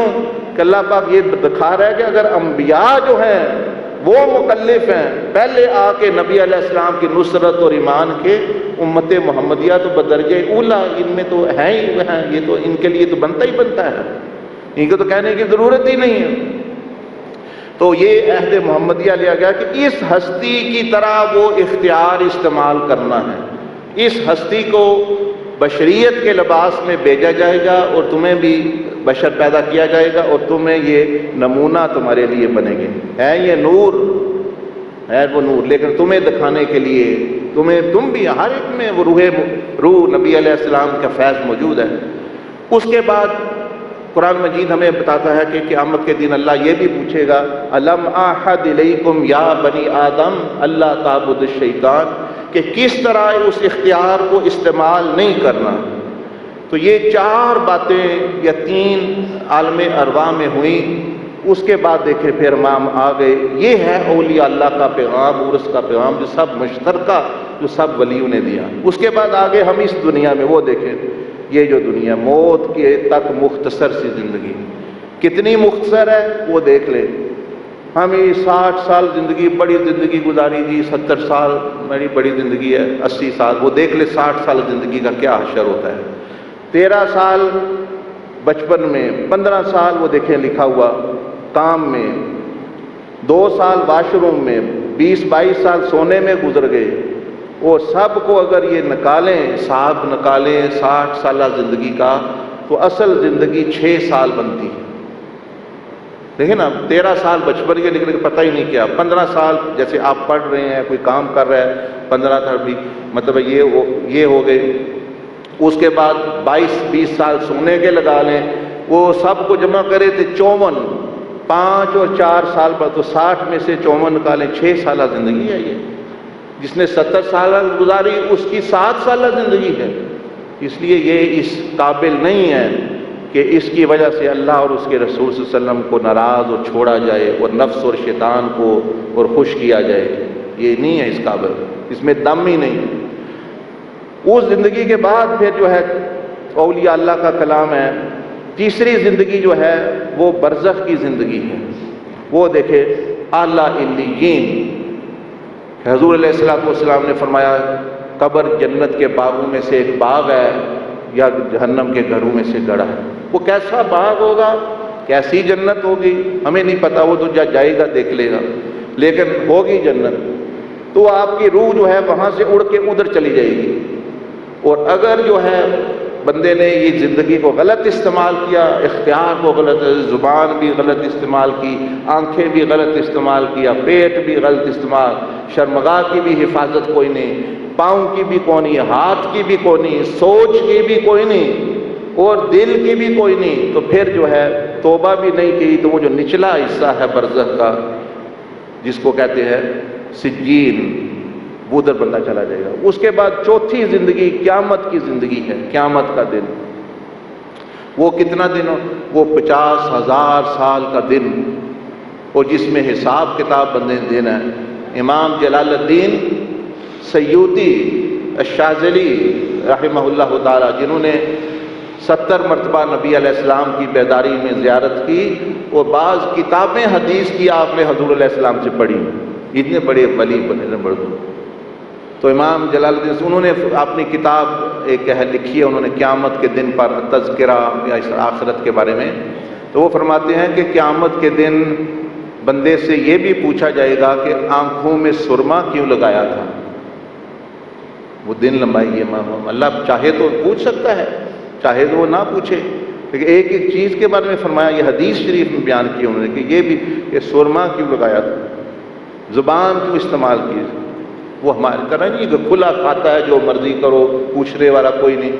سیدنا عبد القادر جیلانی رحمۃ اللہ علیہ واز کر رہے تھے، ایک بندے کو حال پڑ گیا، وہ جس طرح وہ تک بعض دفعہ وہ نعرہ مارا اللہ، آپ نے فرمایا شخص بیٹھ جا، بیٹھ جا، قیامت کے دن تجھ سے سوال ہوگا کہ یہ اللہ تم نے کیوں کہا ہے، دکھاوے کے لیے کہا ہے، اخلاص کے لیے کہا ہے، یا واقعی تم بے اختیار ہو گئے تھے، بیٹھ جاؤ بیٹھ جاؤ۔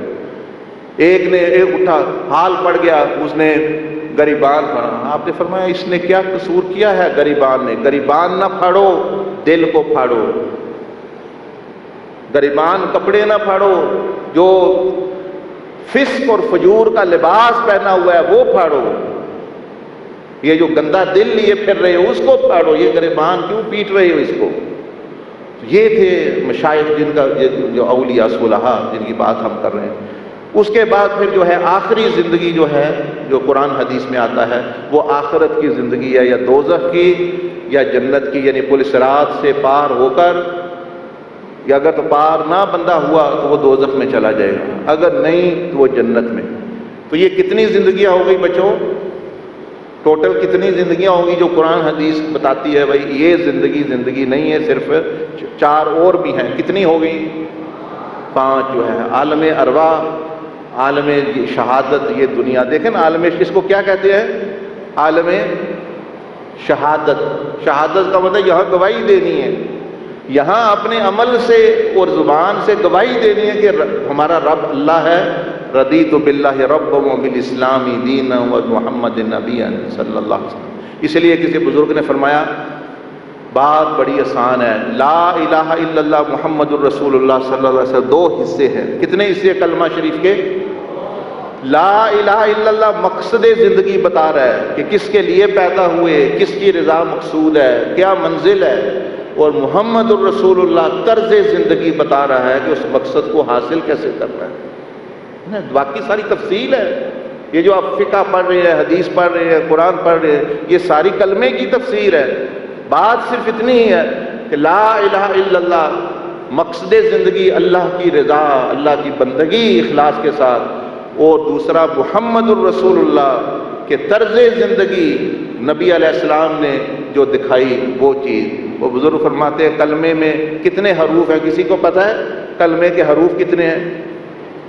نمبر تو ہمیں بہت یاد ہوتے ہیں جی. اچھا چلے میں تھوڑی بتا دیتا ہوں. کلمہ شریف جو ہے 12، لا الہ الا اللہ کے 12 حروف ہیں. محمد الرسول اللہ صلی اللہ علیہ وسلم کے بھی 12 حروف ہیں. کتنے ہو گئے؟ تو یہ اشارہ کر رہا ہے کہ 24 گھنٹے کسی مقصد پر اور حضور علیہ السلام کی محبت اور اتباع پر گزارنے ہیں. اس کا نام ہے کلمہ. 24 گھنٹے. صرف یہ نہیں ہے کہ بھئی میلاد شریف آ گیا منا لیا، یہ ہو گیا نہیں. نبی علیہ السلام 24 گھنٹے کے نبی ہیں، رسول ہے، قیامت و بعد قیامت بھی، اور اللہ پاک بھی معبود جو ہے وہ یہ. خیر یہ بات میں نے آپ سے 5 زندگی. اگلا مرحلہ شروع ہوتا ہے کہ اس مقصد کو حاصل کیسے کرنا ہے. وہ پھر آپ کبھی پھر اکٹھے ہوئے تو آپ کو بتا دیں گے. پریزنٹیشن تو چل رہی ہے آگے، ورنہ میں آپ کو بتاتا تزکیہ کے مراحل کیا ہیں. 4 مراحل ہیں.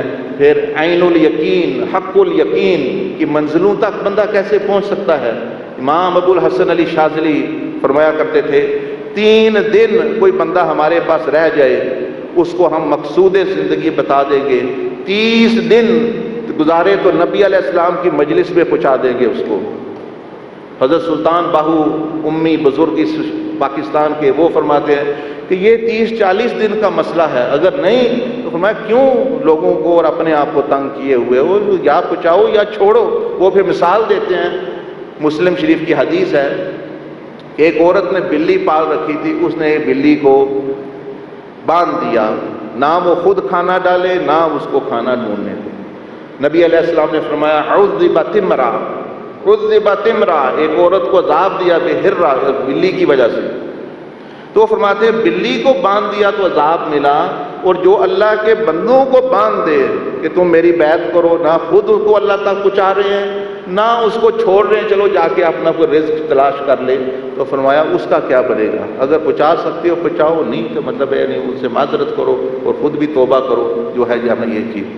خیر یہ 5 زندگیاں. اس کے بعد اصل تزکیہ شروع ہوتا ہے. تزکیہ کے مراحل جو تمام اولیاء اللہ نے، اعلیٰ حضرت فاضل بریلوی رحمۃ اللہ، پیر مہر علی شاہ صاحب، اور یہ جو سیدنا شیخ احمد سرہندی تو آپ جانتے ہیں ماشاءاللہ، انہوں نے پورے سلوک نقش بندیہ کے مجدد بھی ہے اور روحانیت کے بھی سارا.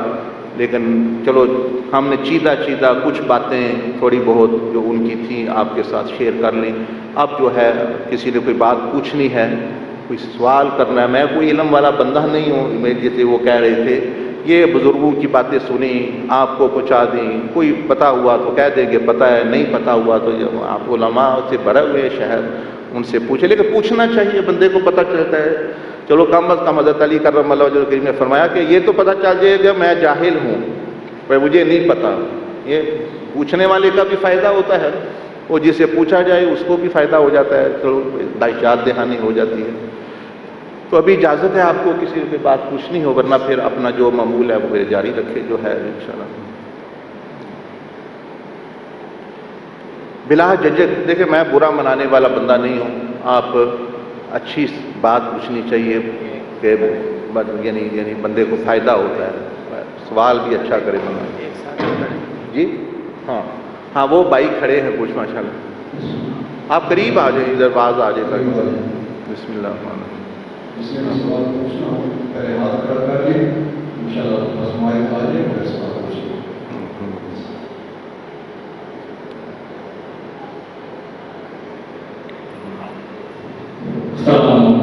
وعلیکم السلام. تھوڑا نیچے رکھے فاض آئی.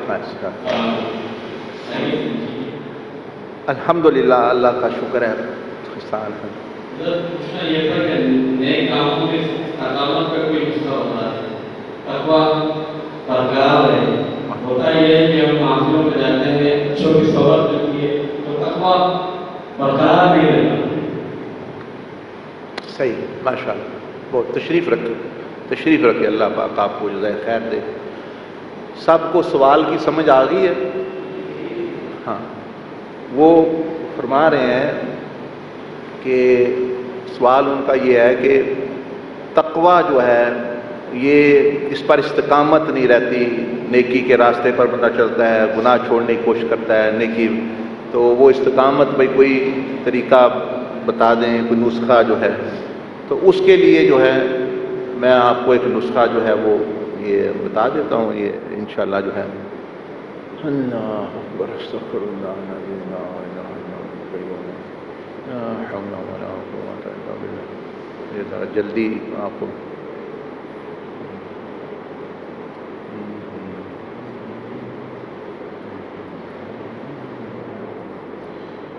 یہ میاں صاحب کدھر گئے ہیں؟ ادھر تشریف لائیں. یہ وہ لگائیں وہ 7 اعضاء اور وہ جو تقویٰ کا نسخہ ہے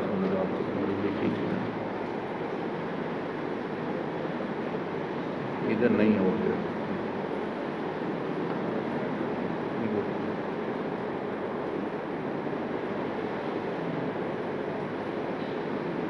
نہیں یہ کنفیوز کرے گا. صرف 7 اعضاء اور وہ دوسری شیٹ کو کسی دوسری پہ جس سے مرضی لگا لیں.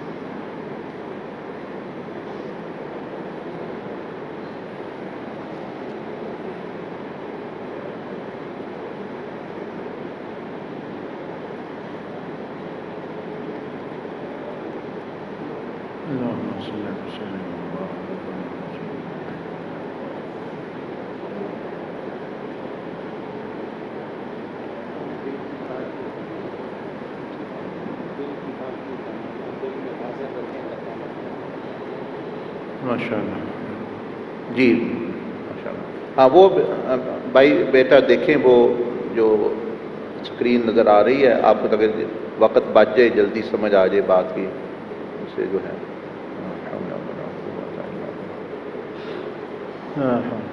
یہ دیکھیں آپ فرما رہے ہیں کہ تقویٰ بھائی استقامت کس طرح ہو, قائم کس طرح ہو.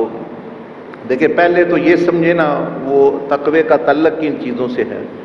وہ دل اور یہ جو 7 اعضاء جو نظر آ رہے ہیں نا یہ ساری کہانی اس کی ہے.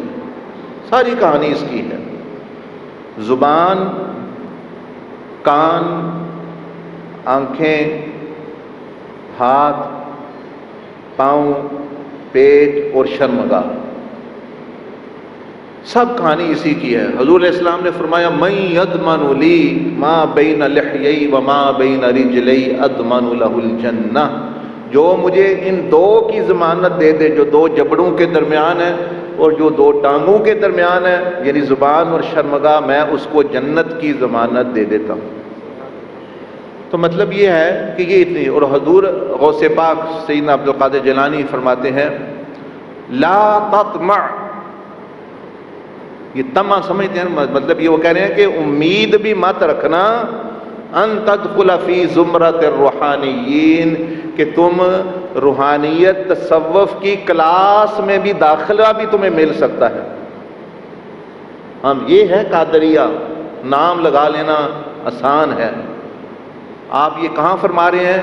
فتوح الغیب 40واں خطبہ وہ یہاں سے شروع ہو رہا ہے.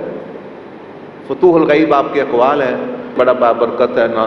وہاں سے آپ فرما رہے ہیں کہ لا تطمع، امید بھی مت رکھنا، تم روحانیت کی کلاس میں نہیں داخل ہو سکتے حتیٰ یہاں تک کہ یہ 7 اعضاء کو تم گناہوں سے جو نہ بچا لو۔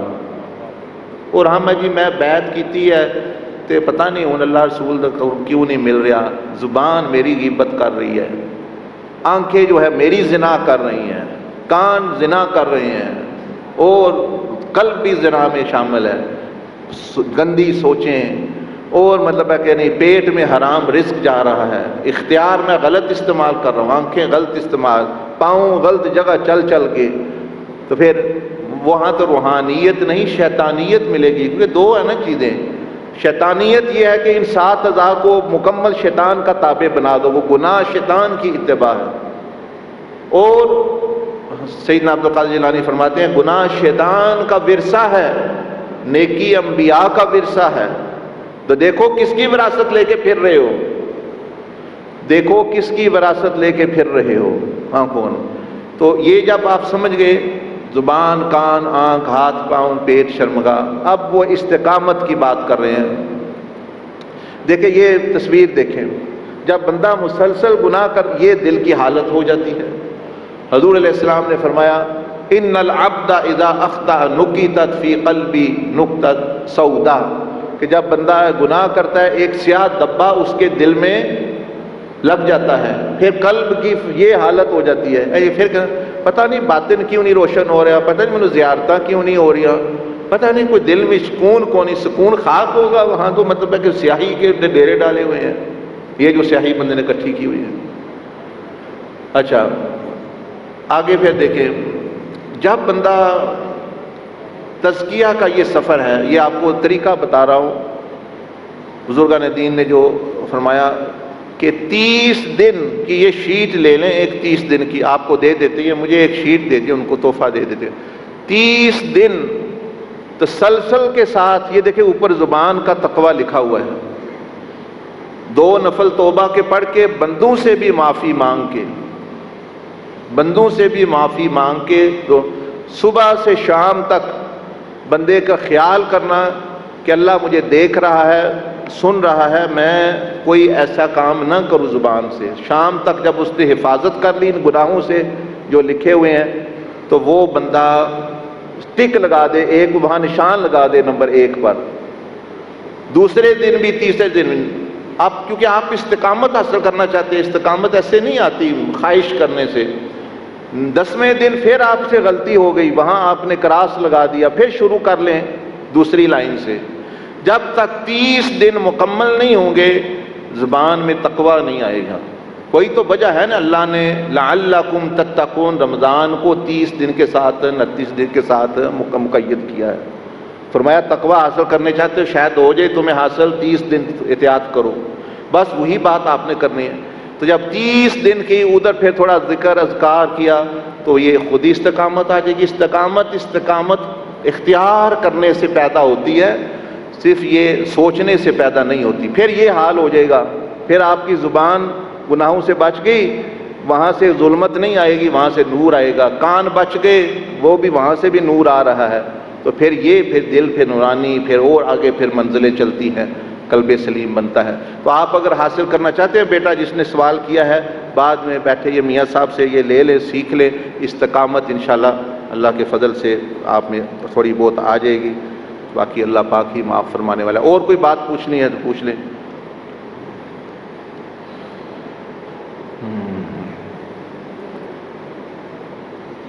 بسم اللہ۔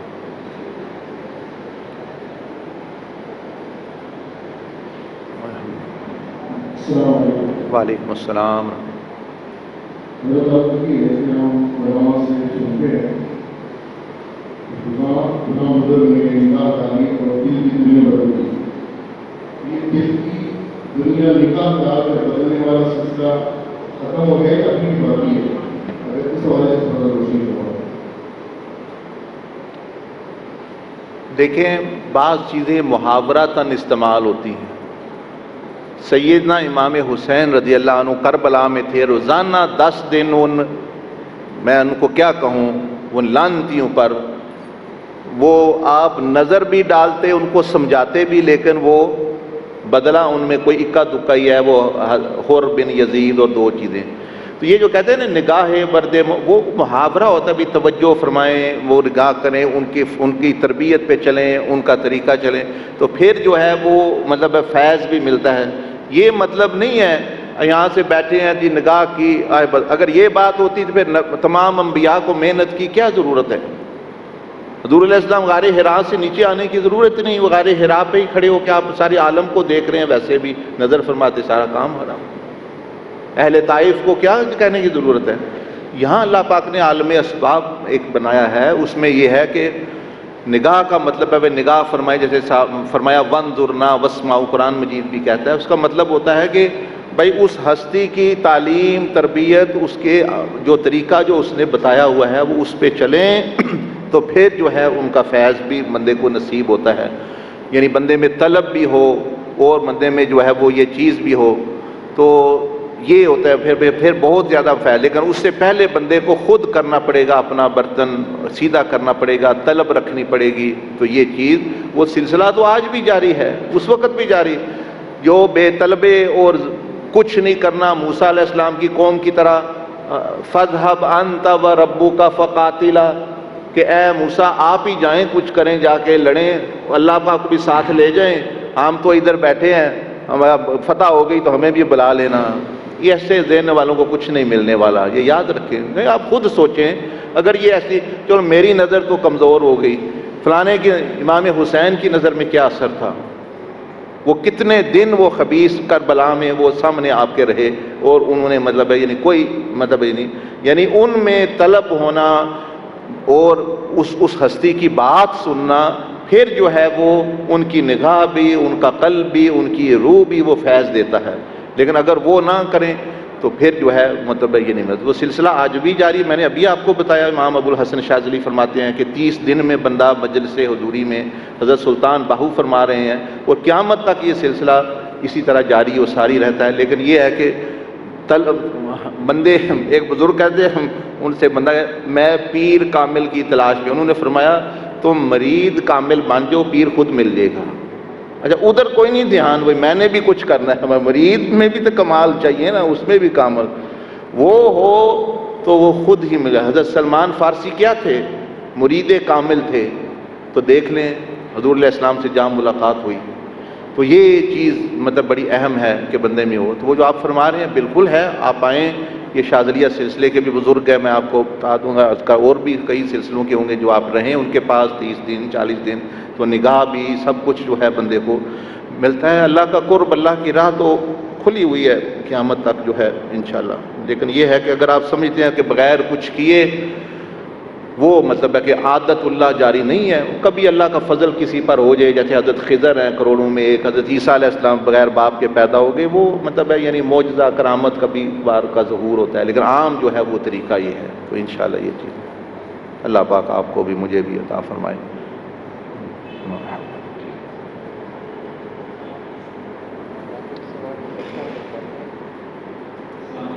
وعلیکم السلام. میرا سوال یہ ہے کہ آج کل مختلف چینلس پہ کچھ معاملات ایسے چلتے ہیں جو غائب پائے جاتے ہیں.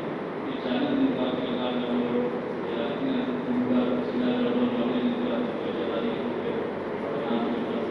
تو آپ کو روحانیت حاصل ہوتی ہے. تو حضرت اصل میں روحانیت یہ کیا چیز، اور روحانیت خالی تقوی سے حاصل ہوتی ہے یا چاہیے بالکل غائب سے حاصل ہوتی ہے؟ اس کے بارے میں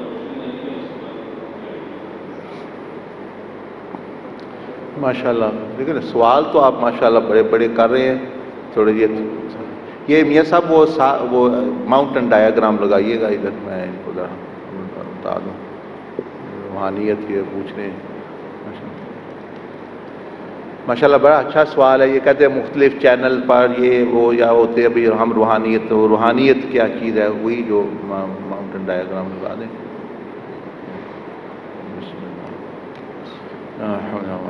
تو یہ بچے جو طالب علم بیٹھے ہیں وہ آگے ہیں ادھر، یہ خاموش بیٹھے ہیں، یہ پوچھتے بڑے دوسرے جو ہے وہ سارے پوچھے جا رہے ہیں. وہ علم طالب علم ہیں وہ اپنا طلب کا اظہار نہیں کر رہے، اور جو دوسرے ہیں جی اچھا وہ آ گئی ادھر آ گئی دیکھیں. اچھا ہاں آپ یہ کھول کے رکھا کریں 2-3 جو استعمال ہوتی ہیں زیادہ میں جو مرضی لگا لیتا ہوں.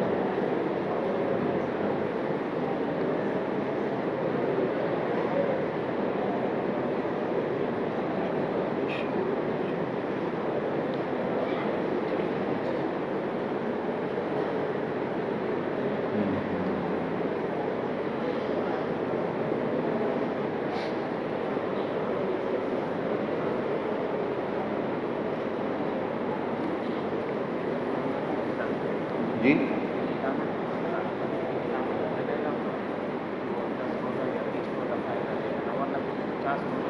ہاں بالکل صحیح ہاں.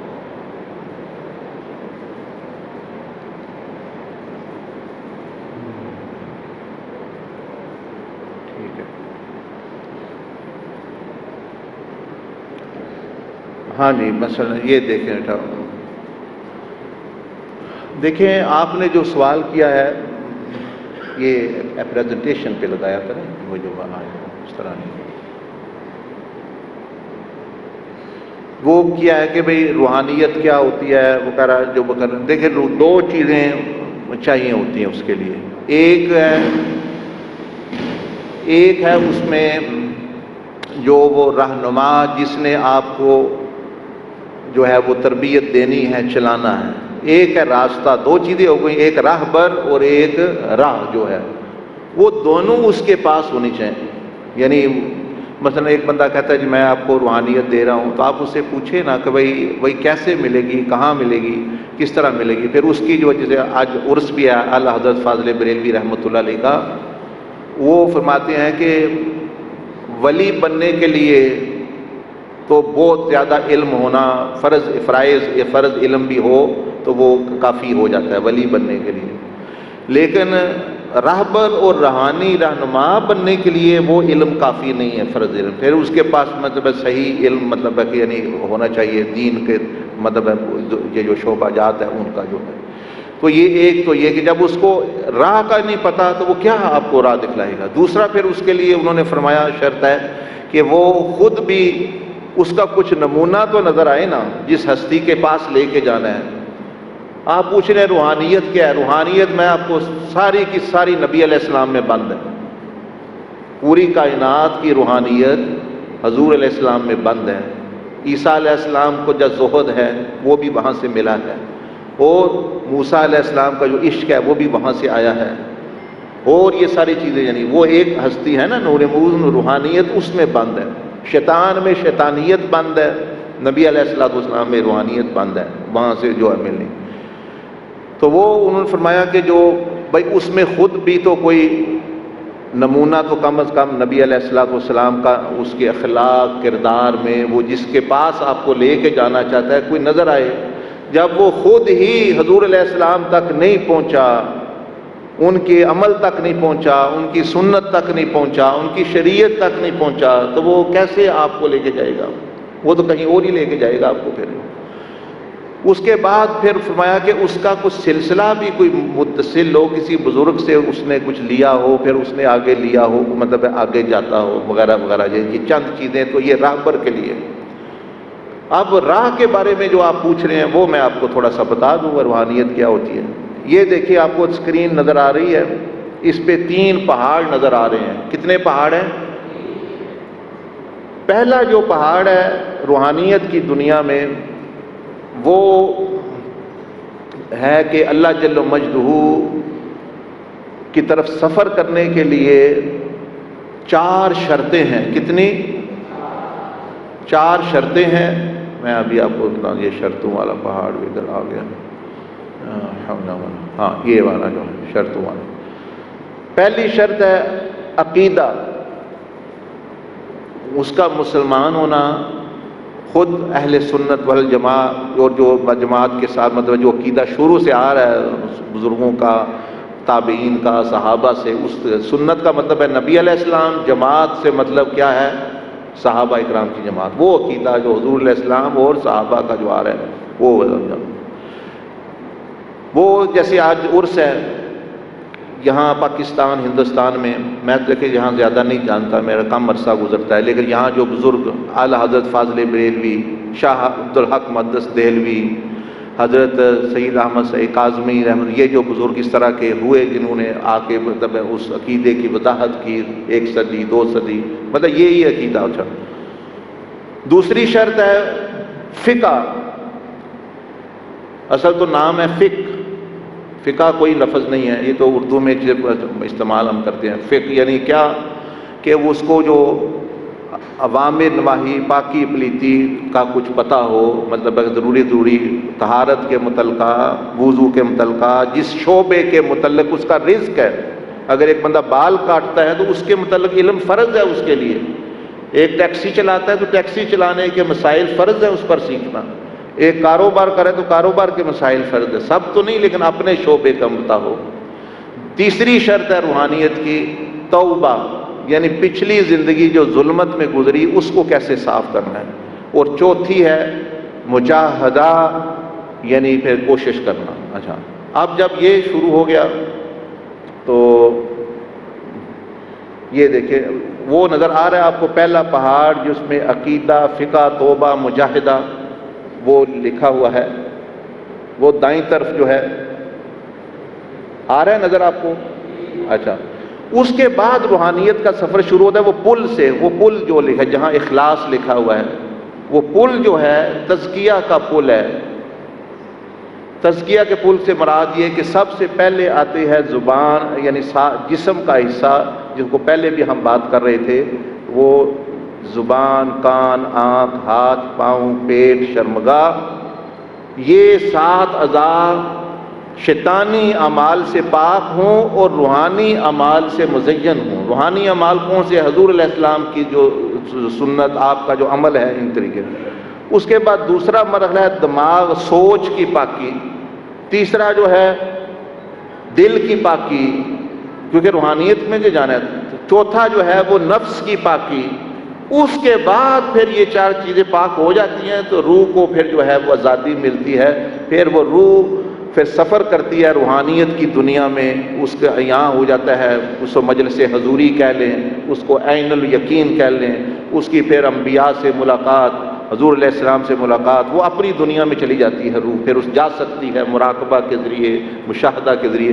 لیکن یہ ساری چیزیں پہلے مطلب شریعت پہ گزرے گا تو وہ حضرت سلطان باہو رحمۃ اللہ فرمایا کہ شریعت دودھ ہے، کیا ہے؟ دودھ، اور طریقت دہی ہے۔ طریقت کیا ہے؟ دہی۔ اور فرمایا کہ یہ جو مکھن ہے یہ معرفت ہے، حقیقت اور معرفت جو درجے ہیں، ایک مکھن ہے، اور خالص گھی وہ آخری چوتھا درجہ ہے۔ ایک بندے کے پاس دودھ ہی نہیں ہے، دہی نہیں ہے، وہ کہتا ہے مکھن ہے تو وہ ڈالڈا ہی ہوگا، پھر وہ خالص والا تو نہیں نکلا۔ ویسے بہت سارے لوگ ہیں جو لے کے بیٹھے ہوئے ہیں چیزیں، مکھن ہے لیکن وہ نہیں جو نبی علیہ السلام سے آ رہا۔ تو وہ بیٹا آپ نے پوچھا ہے کہ بھائی روحانیت سے کیا مراد، تو پہلے تو سمجھے نا روحانیت نبی علیہ السلام میں بند ہے، کہیں اور نہیں ہے۔ فرمایا کسی اور جگہ روحانیت نہیں ہے، وہی ساری روحانیت آئی ہے، ساری کائنات۔ فرشتے بھی، سیدنا عبدالعزیز دباغ رحمۃ اللہ نے فرمایا کہ فرشتوں کو جب کوئی مشکل پیش آتی ہے، وہ کام نہیں کر سکتے، اللہ نے ان کے ذمہ مشکل ہو جاتا ہے، تو وہ آ کے قبر انور پر نور محمدی سے فیض حاصل کرتے ہیں، اور پھر جو وہ اپنے عہدے پر جا کے قائم ہو جاتے ہیں۔ تو وہ روحانیت ہو، نورانیت ہو، وہ مرکز۔ تو وہ جو، اور یہ جو ہے ہم آپ کو یہ کر دیں گے، پوچھا بات یہ نہیں، وہ جب پہلے جو بات کی ہے نا، راہبر بھی نبی علیہ السلام کا چلو کم از کم کچھ چھوٹا تو نمونہ بنا ہوا ہو نا، وہ کوئی چیز اس کی مدد ہے، اور پھر اس کے پاس راہ ہو، بھئی ایسے آپ پہنچیں گے، 20 دن لگیں گے، 30 دن لگیں گے، 40 دن لگیں گے، مہینہ لگے گا، سال، پتہ تو وہ بندہ کسی سفر پہ ہے، منزل پہ ہے۔ تو اس کو جو ہے، اور ایک اور بات آپ کو بتا دوں جو سیدنا عبدالقادر جیلانی فرماتے ہیں، فرماتے ہیں میں پیر اس کو مانتا ہوں کہ جس کی بیوی بھی اس کی مرید ہو۔ چلو یہ اور بات سن لو، یہ مطلب ان کا مطلب یہ ہے کہ اس کے اخلاق اتنے اچھے ہوں، اگر پاس رہنے والا بندہ متاثر نہیں ہے، کیونکہ نبی علیہ السلام کے سب سے پہلے ایمان کون لایا؟ حضور علیہ السلام پر سب سے پہلے کون ایمان لایا؟ سیدہ خدیجہ الکبریٰ رضی اللہ تعالیٰ عنہ ام المومنین، آپ کی زوجہ انشاءاللہ سوال کرنا ہے وہ پیر کے دن صبح 9 بجے ہاں اعلان کر دیں. شاہدار صاحب موجود ہوں گے. کسی نے سوال کرنا ہے کہ پیر کے دن صبح 9 بجے صبح 9 بجے یہاں تشریف لے اور کسی نے سیکھنا ہے تو یہ تصویر کا طریقہ جو سلام بیان کرنا ہے، کسی نے سیکھنا ہے میں یہاں پر موجود ہوں، میرے پاس آنے کے لیے آپ بنیاد کی شروع کے بعد بس کر دیں جتنا میں نے سیکھا وہ بھی آپ ٹھیک ہے میں بیٹھ جاتا ہوں. یہ اس طرح یہیں بیٹھ کے ایک شیخ سلام تو پڑھتے ہیں. ہاں وہ احمد رضا کو بلا لے، وہ سلام پڑھ دے 2-3. مصطفیٰ جان رحمت پہ لاکھوں سلام، شمع بز میں ہدایت پہ لاکھوں سلام، شمع بز میں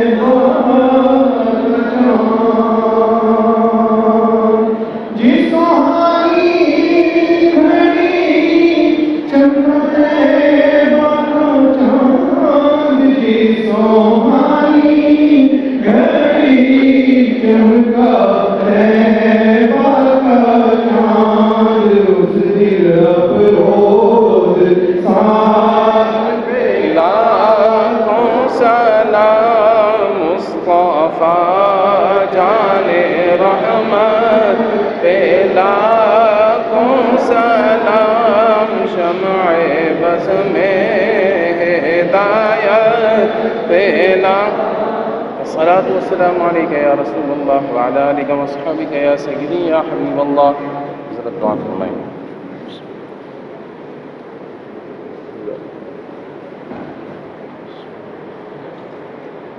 الحمد لله رب العالمين والصلاة والسلام على رسول الله وعلى آله وصحبه أجمعين.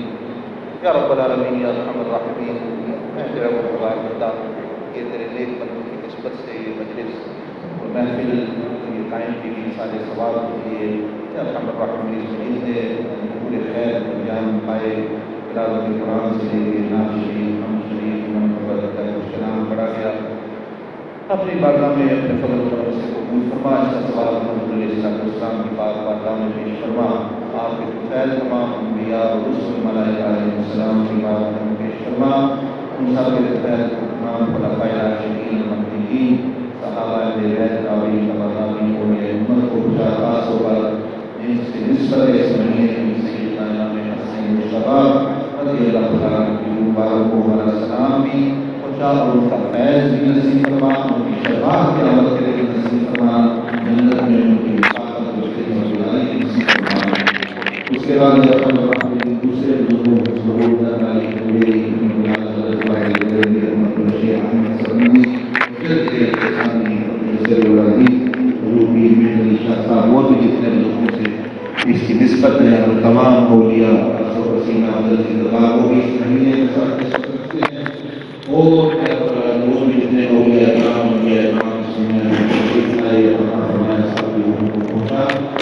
اور سب کے فضائل حاضرین میں سے جتنے ان کے والدین رشتہ دار دوست سب کو سب کی بخشش فرما.